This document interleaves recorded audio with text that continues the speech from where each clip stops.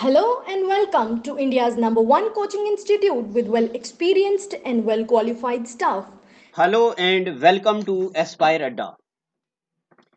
बच्चे लोगों, पिछले लेक्चर में हमने वेव से जुड़ी हुई कुछ चीजें पढ़ी थी। हमने पढ़ा था लाउडनेस क्या होता, पिच क्या होता, क्वालिटी क्या होता और speed of sound in different media पढ़ा था। आज का लेक्चर जरा छोटा होगा, इसमें हम थोड़ी चीजें पढ़ेंगे और अगला लेक्चर फाइनल होगा जिसमें हम इलेक्ट्रोमैग्नेटिक वेव्स और इलेक्ट्रोमैग्नेटिक वेव के यूजेस और उसका सोर्स ऑफ प्रोडक्शन पढ़ेंगे। आज हम पढ़ेंगे एक छोटा सा कंसेप्ट जिसको बोलते एको। क्या होता है एको? जब मैंने आपको लाइट चैप्टर पढ़ाया था तब बताया था कि लाइट किसी सोर्स पे आती, किसी जगह पे गिरती, टकरा के वापस चली जाती, इसको बोलते हैं रिफ्लेक्शन। अब एको का मतलब होता है reflection of sound. Simple definition, what is echo? It is reflection of sound. Sound की रिफ्लेक्शन को बोलते हैं एको। अब जब हम घर पे बैठते हैं तो आपको पता है, अगर हम खाली कमरे में बोलें तो हमारी साउंड वापस आती है, गूंजती है आवाज, उसी को बोलते हैं फिजिक्स में एको बोलते हैं उसको। अब इसमें दो चार कंडीशन होनी चाहिए। पेपर में पूछता एग्जामिनर के minimum distance between source and obstacle. Source में और ऑब्स्ट्रैकल के बीच कितना होना चाहिए, डिस्टेंस कितना, मिनिमम डिस्टेंस कितना होना चाहिए किसी भी इंसान के बोलने में और ऑब्स्ट्रैकल के बीच ताकि एको प्रोड्यूस हो जाए, तो वो होता है 17.2 मीटर। कितना होता? 17.2 मीटर।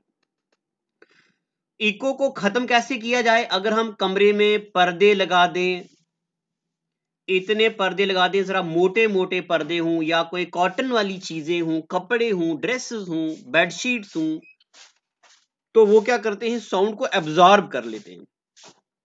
जब ये साउंड को एब्जॉर्ब कर लेते हैं तो साउंड रिफ्लेक्ट नहीं होती है, उससे एको प्रोड्यूस नहीं होता। अब एको से ही जुड़ी हुई एक और चीज होती जिसको बोलते रेवर्बरेशन। क्या बोलते? रेवर्बरेशन। एको में और रेवर्बरेशन में क्या फर्क होता है? एको तो जरा नेचुरल वे से प्रोड्यूस होती है, रेवर्बरेशन का मतलब होता है क्या? देखो, ये कोई बिग हॉल है, यहां पे कोई बंदा बोल रहा, चिल्ला रहा, इसकी आवाज, इस बंदे की आवाज दीवारों के साथ टकरा के काफी बार रिफ्लेक्ट करके वापिस आती है नीचे एक बड़े हॉल में। इस चीज को बोलते हैं रेवर्बरेशन। यानी कि रेवर्बरेशन का मतलब होता है persistence of sound in big hall. It is persistence of sound in big hall। किसी बहुत बड़े कमरे में, बहुत बड़े हॉल में क्या होता है, साउंड रिफ्लेक्ट होती है, परसिस्ट होती है, दोबारा वापस आती है ड्यू टू मल्टीपल रिफ्लेक्शन। इस बात को रेवर्बरेशन बोलते हैं। रेवर्बरेशन का एक एप्लीकेशन है, आपने देखा होगा जोरावर सिंह ऑडिटोरियम, जितने भी ऑडिटोरियम होते हैं उनकी दीवारें जरा ऐसी होती हैं। और ये पेपर में ऐसा भी सवाल आता है कि बताओ क्यों बड़े बड़े हॉल्स की जो दीवारें होती हैं वो कर्व्ड होती हैं, सीलिंग कर्व्ड होता है छत के पास वाला? क्योंकि रेवर्बरेशन करना होता है, साउंड को वापस लाना होता है, इसलिए ये सब होता है। ठीक है यहां तक? तो इसमें जनरली इतना डिफिकल्ट कोई सवाल आता नहीं है पेपर में, ये नॉर्मल चीजें हैं।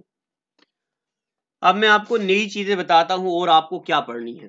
देखो, नेक्स्ट टॉपिक आता है इसी वेव में, रेंज ऑफ हेयरिंग। इस रेंज ऑफ हेयरिंग से ज्यादा सवाल आते हैं। आपको मैं बताऊं, हम इंसान हर तरह की साउंड नहीं सुन सकते। अगर हम सुनने की साउंड को डिवाइड करें, यानी कि आप हेडिंग डालो साउंड ऑफ हेयरिंग, अगर हम सुनने की आवाज को डिवाइड करें तो हम उसको 3 कैटेगरीज में डिवाइड कर सकते हैं। एक साउंड ऐसी होती है जो 0 से लेके 20 हर्ट्ज तक जिनकी फ्रीक्वेंसी होती है, 0 1 2 3 अप टू 20। कुछ साउंड ऐसी होती हैं जिनकी 20 से लेके 20 किलो हर्ट्ज साउंड बनती है, या इसको 20,000 हर्ट्ज भी बोलते हैं, क्योंकि किलो का मतलब होता है हजार। कुछ साउंड ऐसी होती हैं जो अबव 20 किलो हर्ट्ज होती है। आपने सुना होगा जब अर्थक्वेक आता है तो जानवर भागने लगते हैं, क्योंकि अर्थक्वेक की साउंड 5 हर्ट्ज की होती है और वह जरा छोटी होती है और जानवर सुनते हैं। डॉल्फिन सुनती है, कुत्ता सुनता है, कुछ जानवर वो साउंड सुनते हैं और भागते हैं। इंसान वो साउंड नहीं सुन सकते।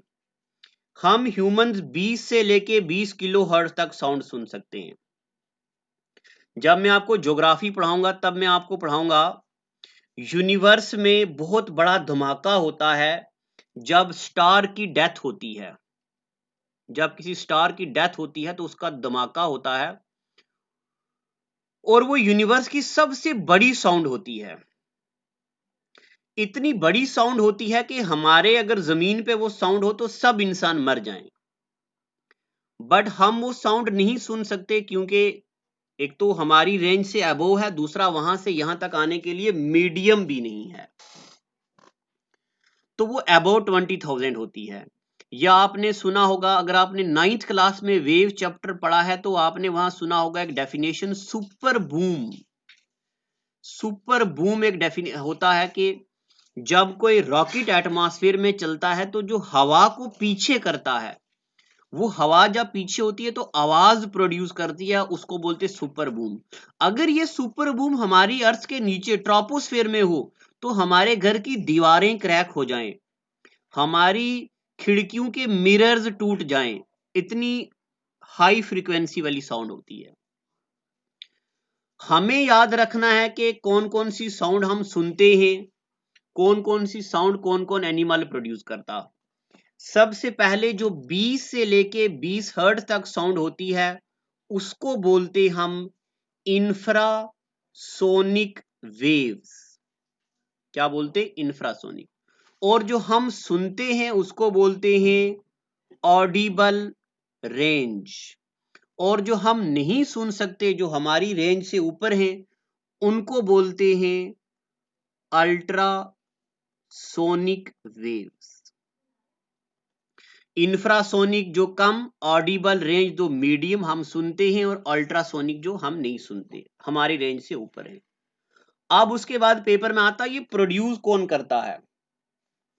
तो इंफ्रासोनिक वेव जो हैं दे आर, आप ऐसे लिख दो, they are produced by, infrasonic waves are produced by whales. Whale मछली प्रोड्यूस करती है।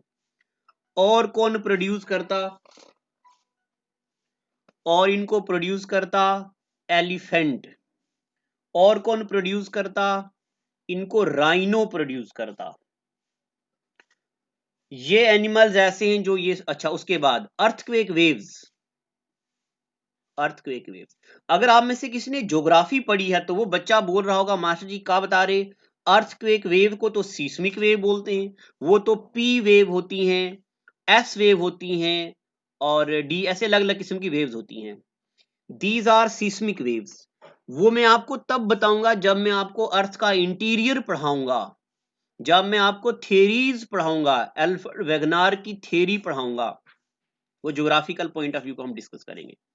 बट ये वाली साउंड हम लोग नहीं सुन सकते। वेल प्रोड्यूस करती, एलिफेंट प्रोड्यूस करता है, राइनो प्रोड्यूस करता है, अर्थक्वेक।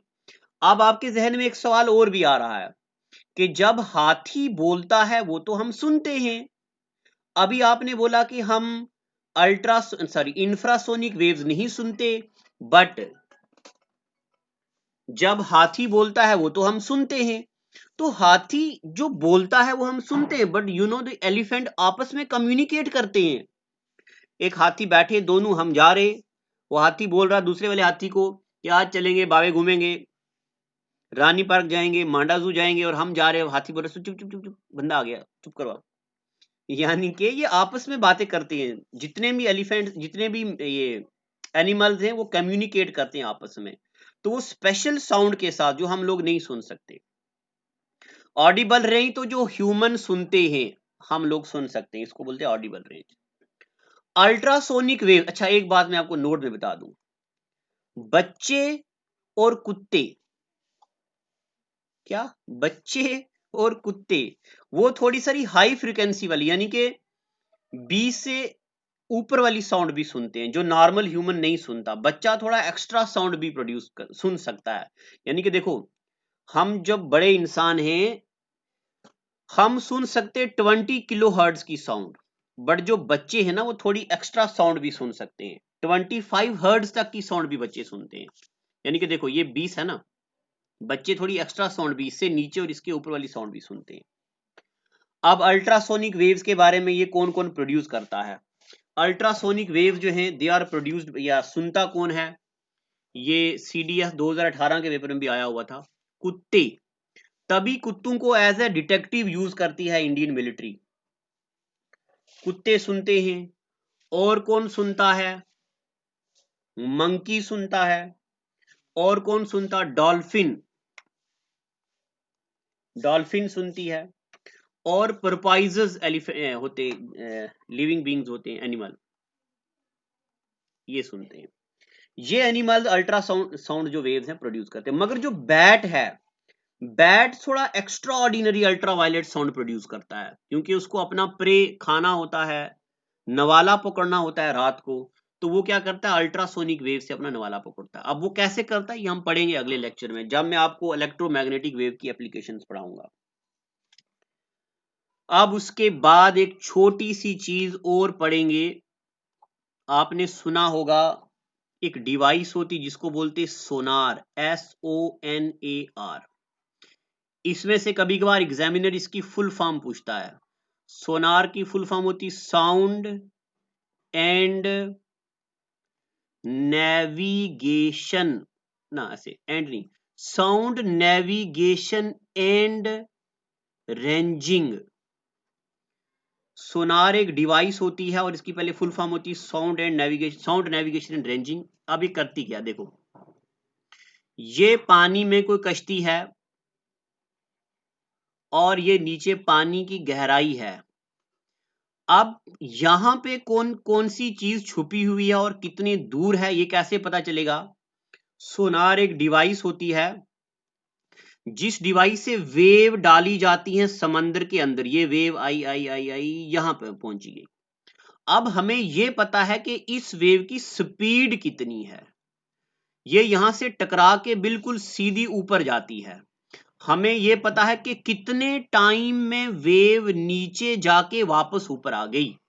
तो अगर हमें स्पीड भी पता है, टाइम भी पता है, तो हम कैलकुलेट कर सकते हैं डिस्टेंस। मैथ में हम पढ़ेंगे स्पीड, टाइम एंड डिस्टेंस। ये फार्मूला है, speed equal to distance divided by time. यानी कि हमें स्पीड पता है, टाइम पता है, हम डिस्टेंस को कैलकुलेट कर सकते हैं। अब मैं आता हूं डेफिनेशन पे। Sound is a device which is used to find the depth of ocean. समंदर की गहराई को मेजर किया जाता है, डेप्थ ऑफ ओशन। तो अब आप मुझे बताओ, which of the following device is used to find the depth of ocean? Sonar. In sonar what does R stand for? तो पूरी फुल फॉर्म है साउंड नेविगेशन एंड रेंजिंग। ये डिवाइस होती है, कश्तियों में लगी होती, पानी के जहाजों में लगी होती है। और बैट भी इसी सोनार का एप्लीकेशन करता है, वो देखता है कि कितने दूर चीज है, हम उसको जाके पकड़ते हैं। ठीक है। अब हम अगले एपिसोड में पढ़ेंगे इलेक्ट्रोमैग्नेटिक वेव्स क्या होती हैं। कल वाला टॉपिक सबसे ज्यादा जरूरी होगा।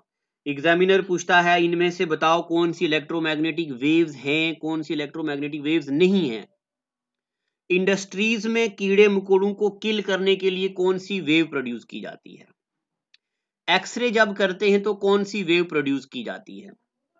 और उसके बाद रेडियो वेव्स की क्या एप्लीकेशन है, गामा रेज की, बीटा रेज की, अल्ट्रावायलेट रेज की, माइक्रोवेव्स की, इंफ्रारेड वेव्स की क्या एप्लीकेशंस हैं, ये पढ़ेंगे हम अगले एपिसोड में। और वेव टॉपिक जो है ये जरा मुश्किल है, डिफिकल्ट है, इसके एमसीक्यू भी मैं लाऊंगा नेक्स्ट लेक्चर में।